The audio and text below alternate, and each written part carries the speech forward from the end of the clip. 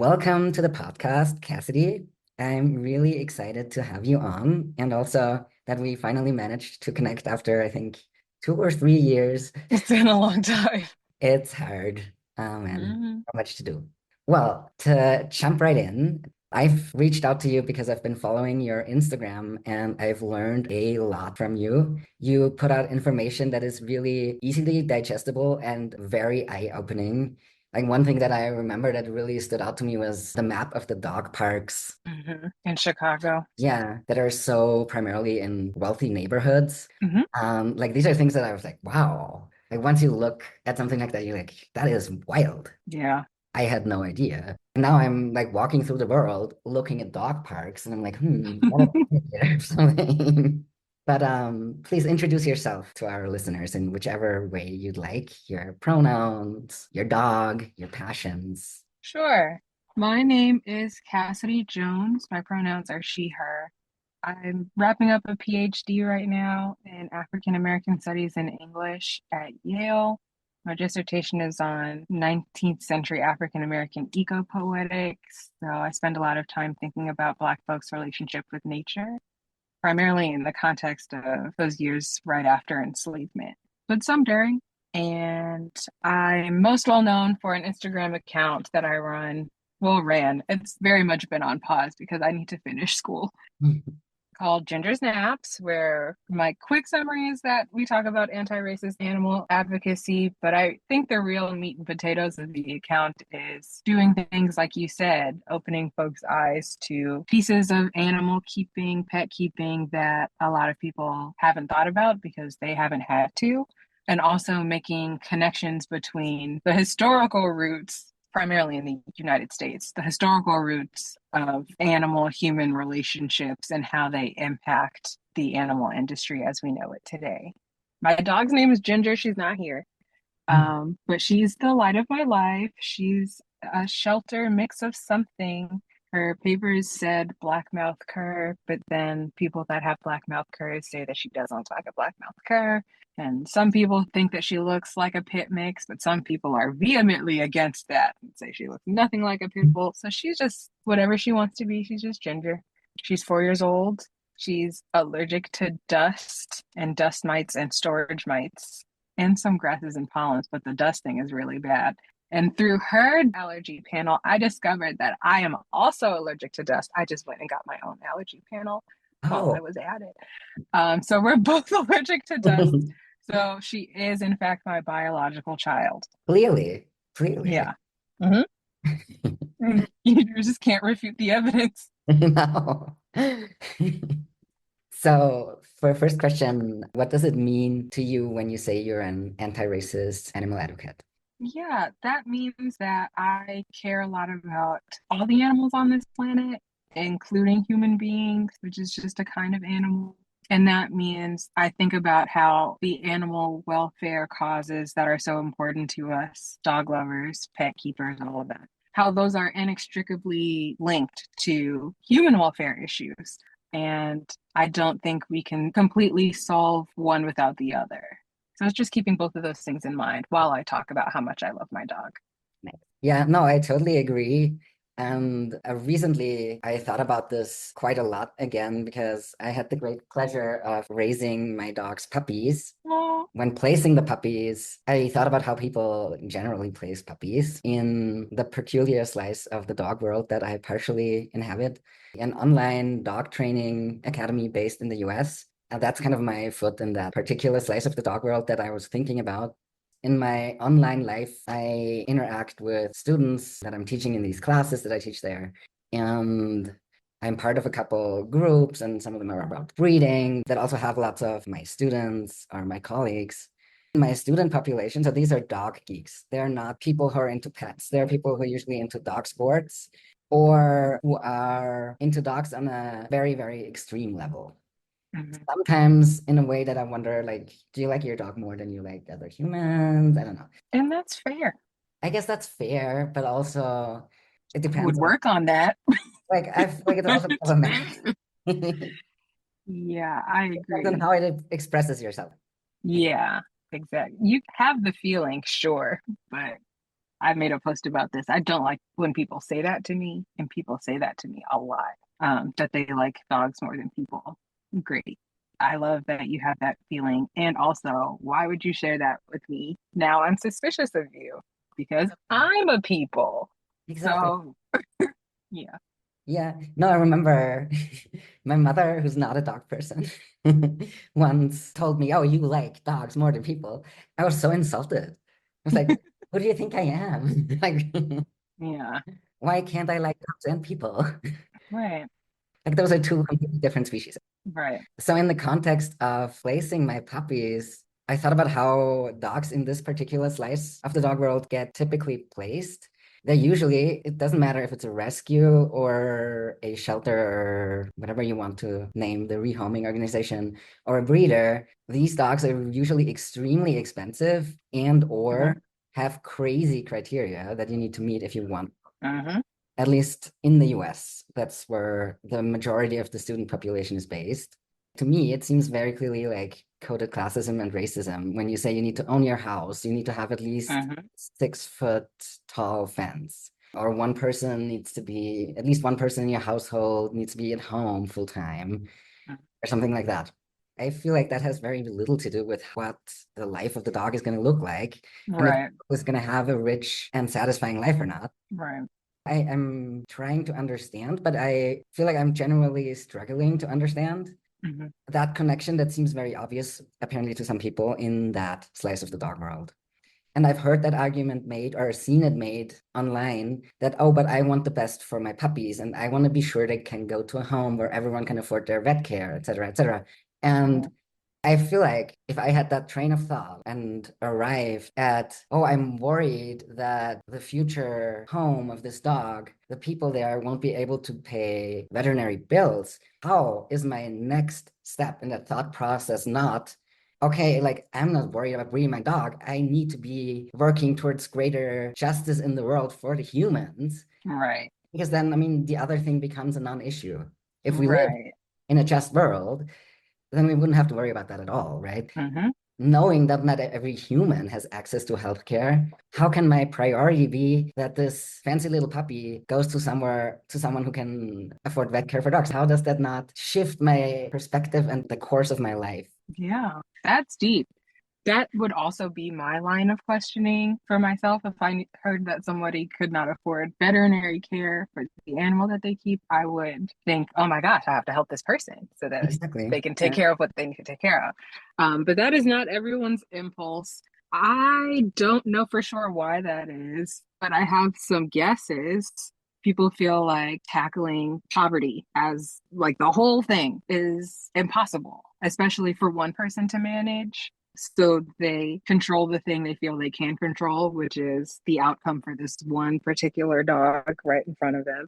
It's uncomfortable to think about inequities, especially when you're not facing those inequities yourself or not struggling from those inequities yourself, because it challenges you and your whole worldview and the life that you have set up. And that can be scary to dismantle everything around you. I also think some people go into animal welfare because they enjoy feeling like they rescued some helpless, voiceless creature, Hmm. which one denies dogs of any agency and autonomy. Like they don't Yeah. have to be voiceless. We could just get better at listening. But two, it also means that they get more fulfillment from the work of helping animals than they get from the work of helping people. Because people, right, can push back. People can reject your help. People can criticize the kind of help that you're offering.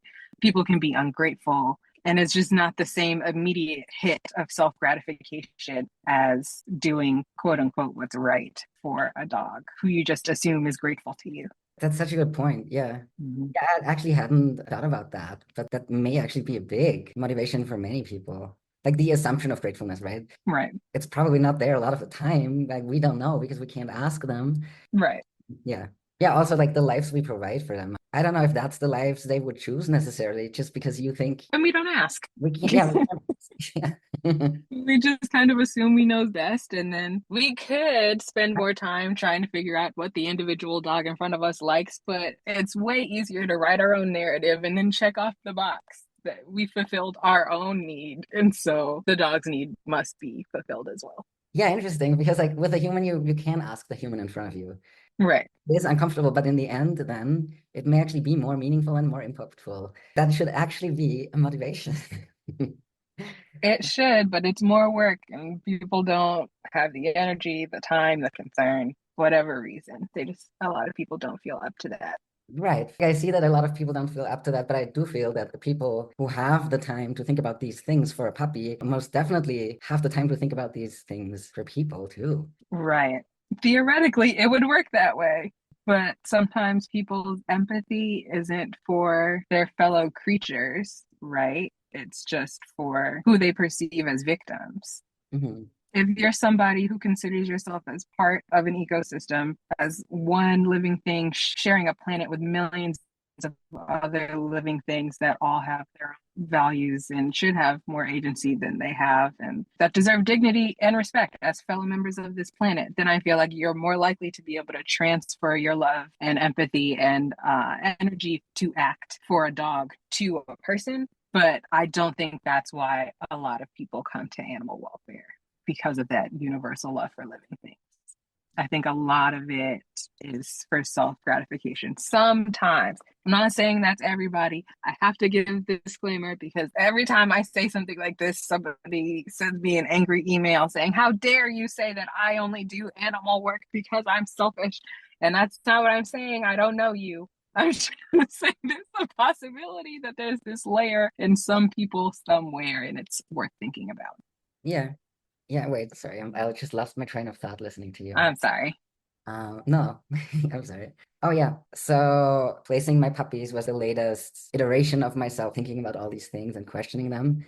Then I wondered, on the one hand, I want to make the slice of the dog world that I am privileged enough to have one foot in more inclusive and more accessible to everyone. Mhm. On the other hand, I sometimes wonder, is that the goal? Or since it is a tiny slice, is it smarter or more likely to yield worthwhile results to walk away from that slice of the dog world and create something new and different that doesn't try to fix the system that is already broken, but Mhm. tries to create an entirely new system from scratch that doesn't start out broken Yeah, or like a non-system, let's say. that is a good question. I think it's something that every activist, whether for non-human animals or human animals, and something that every one of us thinks about. My answer is both are necessary. Both have to be ongoing projects for someone. Someone has to feel up for doing it. And that's why this kind of organizing has to be community based. It cannot be done completely in isolation because there's just too much ground to cover. The slice exists right now. And Mhm. that means if you have the energy to change the slice for the better, then you're making a positive impact on the world, and you should absolutely do that. And also, you should be collaborating with, supporting, getting support from, in conversation with people who are building the new thing and supporting the growth of the new thing as well. Yeah, that's such a good question. I don't know. What are the parameters of the slice? What counts as in the slice? I have made up that term, right? Yeah. I don't think I've clearly defined the slice. The people in it are usually white from the US, mostly identify as women. Most are in their 50s Mhm.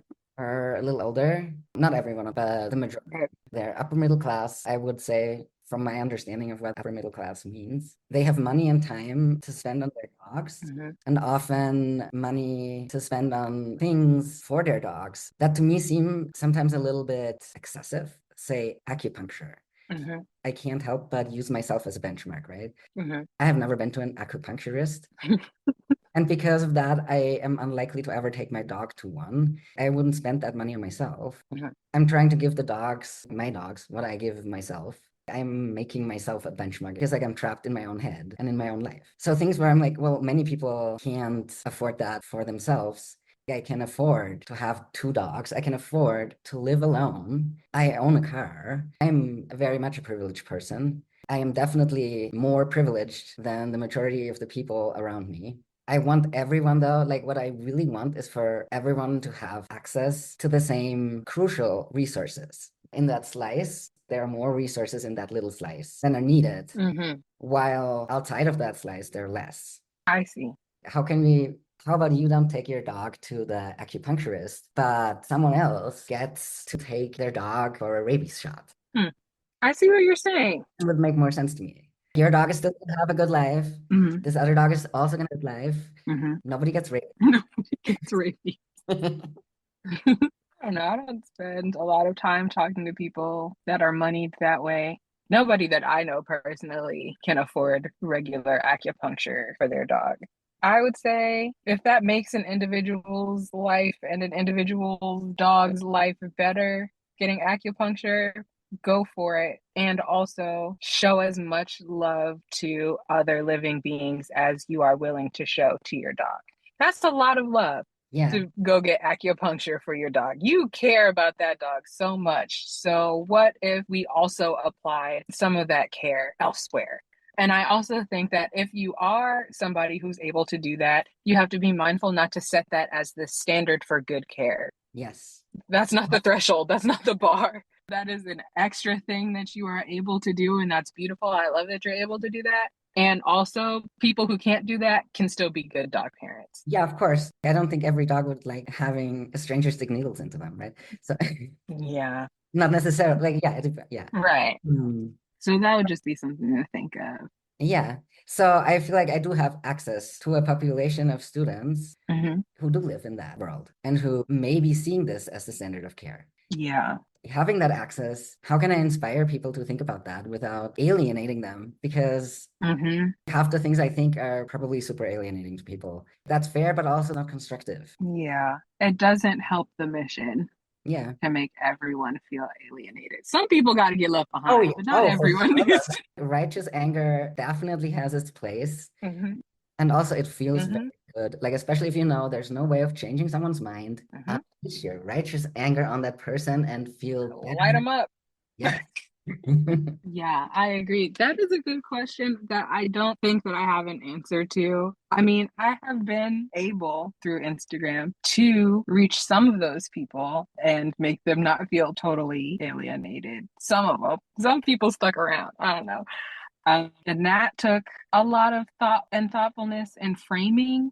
I have to think of what the actual goal of the post is and figure out the best way to deliver that message without a bunch of other messaging being infused in it. Because I think what happens sometimes is you tell somebody a fact about privilege and they hear a lot of extra things that did not come out of your mouth, like you're evil and you're a bad person and you don't deserve blah blah blah, a bunch of things that you didn't say but that they think that that's the subtext of what you're trying to say. So it's about how to preempt and clear out some of that subtext so that they can understand exactly what you're saying. I think that has a lot to do with relationship building, Yeah. and part of anti-racist animal advocacy is going to be building relationships with people that we don't like or get along with. Yeah. But as long as you think there's someone who can benefit the mission and whose mind is open to change, it may be worth just being in good standing with each other. One mistake that I think I made in college when I was championing all my causes was not focusing on that relationship building aspect of it enough.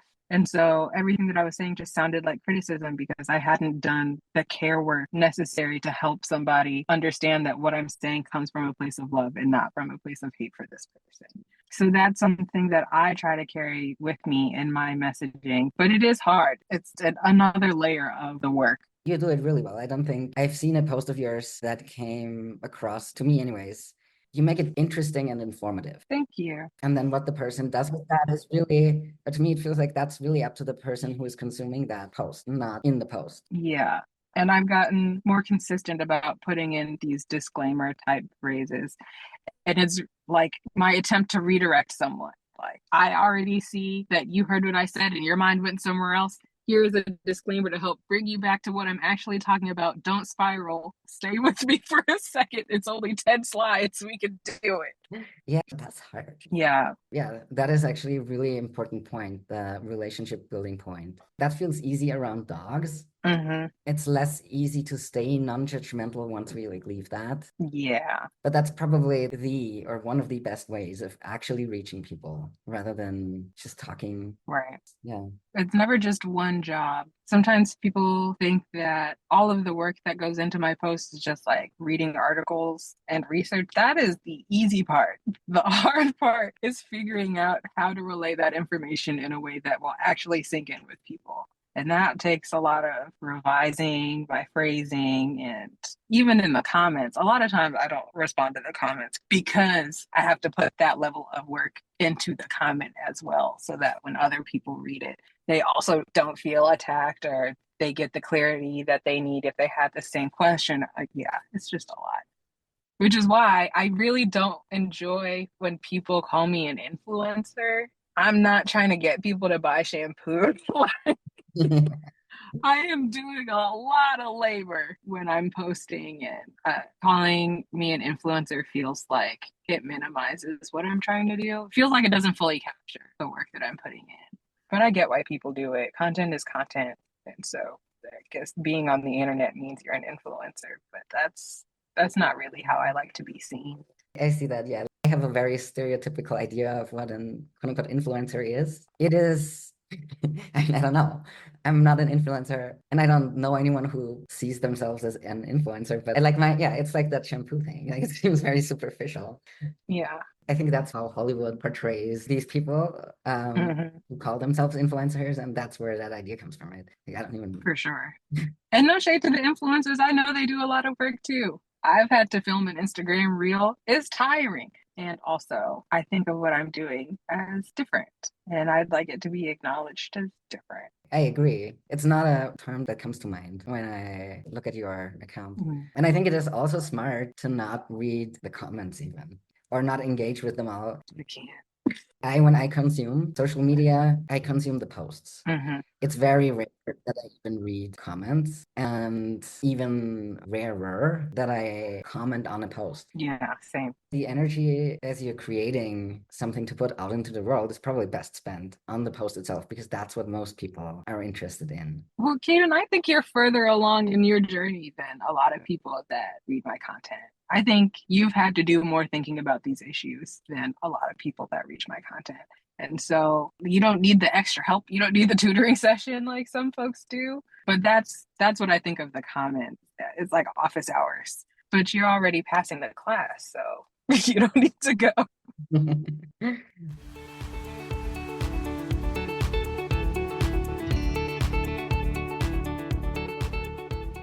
I'm not sure if I've read the comments on your posts before. Good. Is that mostly, I'm sure I've commented once or twice, something like that is really insightful or thank you for sharing that. Mhm. But I don't think I've gone through other people's comments. So are these people who feel I think, personally attacked? yeah, especially when we go viral.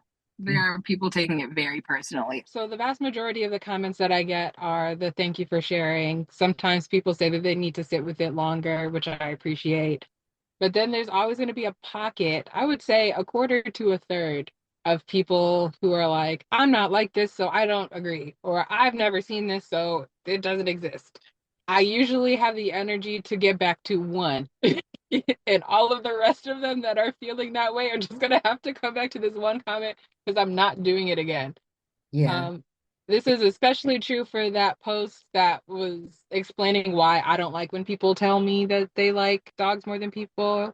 There's just so many, endless amount of comments that were like, well, I'm neurodivergent, and so X, Y, and Z, or I'm queer, so X, Y, and Z, or I just trying to justify the statement because the feeling wasn't under question. Nowhere in the post that was I like, you're not allowed to feel this way. I right. was just like, here's what it sounds like to me when you say this to me.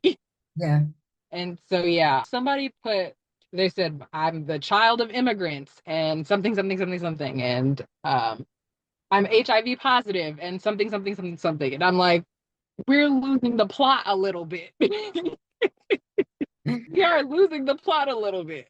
Shout out to you and your business, but I don't know why that can't be true and the thing that I said can't be true at the same time. Like these are not mutually exclusive ideas. So you're just kind of listing your identities, and that's wonderful. But if you're listing your identities to try to shield yourself from accountability, that's actually not great. Yeah.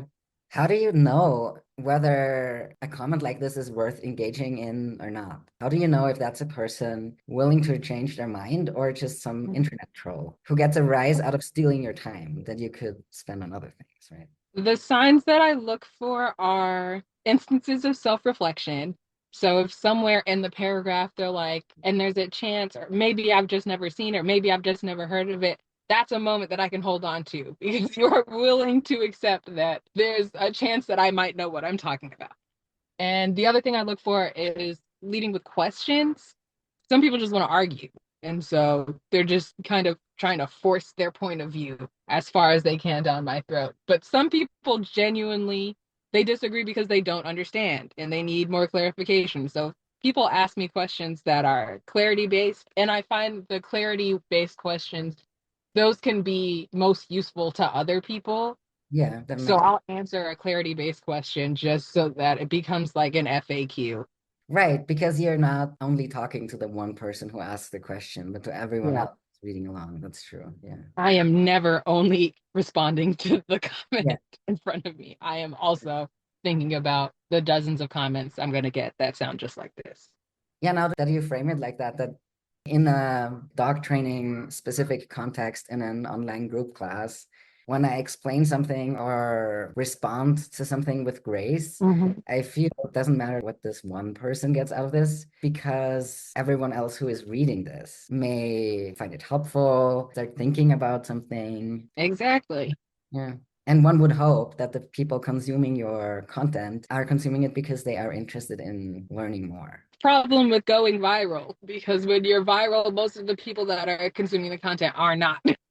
Right. Like I don't know, I'm not familiar with going viral, but I assume the algorithm wants to put you in front of the eyeballs of people who are gonna disagree or something because that's what keeps the social media momentum going. Yeah, it pushes your content to people that it thinks are going to engage with it, are most likely to engage with it, and that's people who agree with you and people who hate your guts. That's right. Yeah. Yeah. I'm glad that I'm not. I have never gone viral and hopefully never will. That sounds that's fun. Viral is not fun. And then you sometimes get this influx of followers who followed you for one thing. And when you try to talk about something else, then they act like you've betrayed them, you've lied to them. Oh How wow. did that? You should have done some scrolling first. I don't know what to tell you. What baffles me the most are people who show up to my posts for the pro-blackness element, but then get very upset when I also say free Palestine. Wow. Yeah, I'm not sure what you thought, but when I said I want liberation for Black people, I also meant I want liberation for everybody, and that includes Palestinians. of course. Yes. I feel like that goes back to that first question we started out with. If I want a good life for the fellow creatures who share this planet with me, Mhm. why does that have to be so narrow? Yeah. I guess some people are only able to take liberation one step at a time, but my preference is to go all in. Oh, yes, I agree. And also, that feels only logical. Together, we are always stronger. Hmm. There are many flavors of the cause that is Hmm. making the world a place worthwhile living in for everyone. Yeah. The structures of oppression rarely is a new like scaffold of oppression popping up. It's just kind of being placed in different contexts. The same strategies being used to hold down these people over here are being used to hold down these people over here. They're not kind of reinventing the wheel. So if we want to chip away at this scaffold over here, we also have to be committed to chipping away at that scaffold Yeah, because they're the same. yes. Yeah. Yeah, I found this very nice in the last couple of months, in the last year. Oh, wow. Palestine has been in the news for a long time now. It's been a year, yeah. And I mean, the project of colonization has been going on for even longer, but Definitely. Hmm. it's been very nice here in Mexico City to be part of movements where different groups come together, like Hmm. trans people and anti-Zionist Jews for Palestine. Hmm. There's been a couple of events, and it's super enriching too to like talk to each other and find Yeah. this has worked for you in your community. Right. It's inspiring when you get to be part of that, and it's a little baffling when some people don't want to be part of it. I don't know. It's really unfortunate, Yeah. but one foot in liberation isn't going to work. Yeah. You got to be willing to go the distance. And it's also going back to something we've already talked about, where you say one thing and somebody hears another. You say you're pro anything, somebody hears you are anti this other thing. Yeah. And that's not that's not what I just said. Those are not the words that I just said.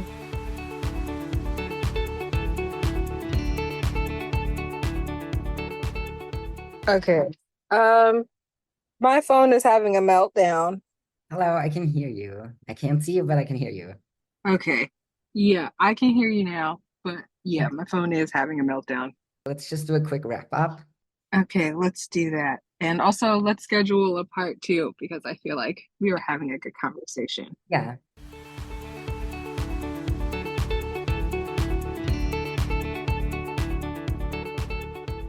I would love to have a part two of this conversation. And Me too. yeah, thank you so much for coming on. I just want to say my main take home message is build relationships and then take it from there. Yeah, community is the only way we survive this. Yeah, thank you for helping me see this more clearly. Thank you for the amazing work you put out there. Oh, thank you.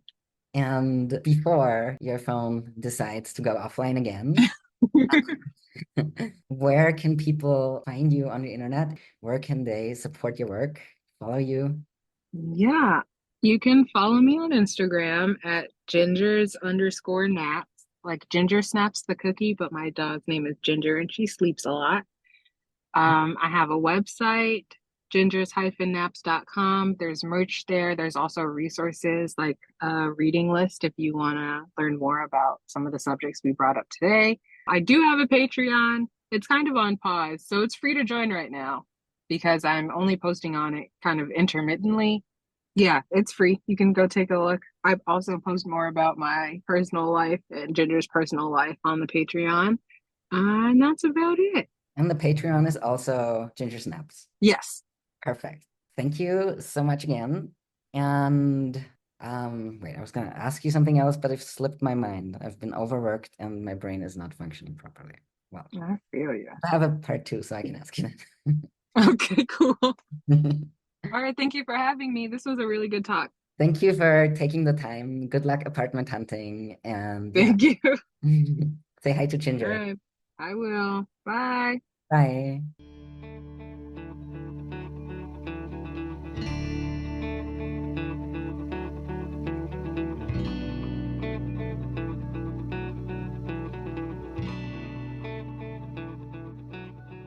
Thanks for listening. If you want to support my podcasting, blogging, and other dog-related thing, leave me an Apple Podcasts or Spotify review, share this episode with a friend, or head over to adventuredogsanarchy.com/support.